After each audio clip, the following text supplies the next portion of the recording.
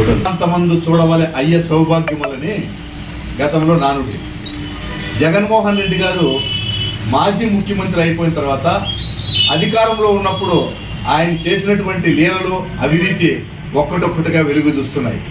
అవి ఆంధ్రప్రదేశ్ రాష్ట్రంలోనే కాకుండా భారతదేశ స్థాయిలో కాకుండా ఈరోజు ఖండాంతరాలు దాటి అమెరికా స్థాయిలో ఆయన చేసినటువంటి నేరాలు అభిశంసనకు గురవుతున్నాయి.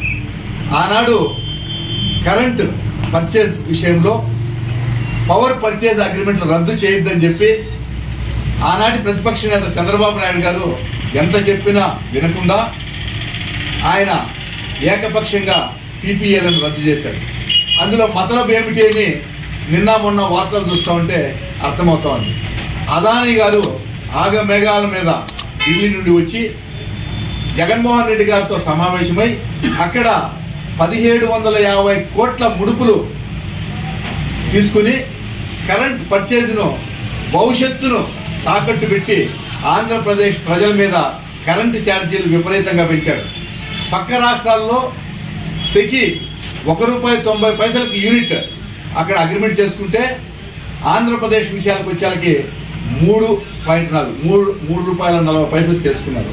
అంటే దీన్ని రాబోయే 25 సంవత్సరాల కాలానికి దాదాపు 1,56,000 కోట్లు ప్రజల మీద భారం వేసే విధంగా ఆయన ఆశపడి ఆయన లంచాలకు ఆశపడి తీసుకున్నటువంటి వైనం ఈరోజు విదేశాలలో ఈరోజు కేసు రూపంలో నమోదైంది. సుప్రీంకోర్టులో కూడా నిన్న ఎవరో బిల్ వేసి దీనిపైన విచారణ చేయాలని కోరుతున్నారు.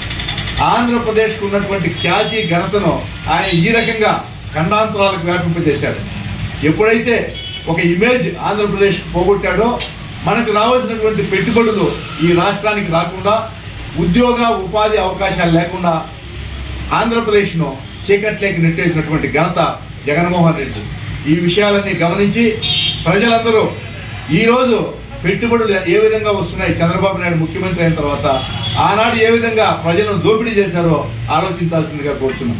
ఇదే విధంగా లిక్కర్ పాలసీలో కూడా రాబోయే కాలానికి వీళ్ళకి 5 సంవత్సరాలు పరిమితి ఉంటే కాల పరిమితి రాజకీయ నాయకులకే, వీళ్ళు చేసే పనులకు 20 సంవత్సరాలకి 25 సంవత్సరాలకి తాకట్టు పెడతారు భవిష్యత్తును.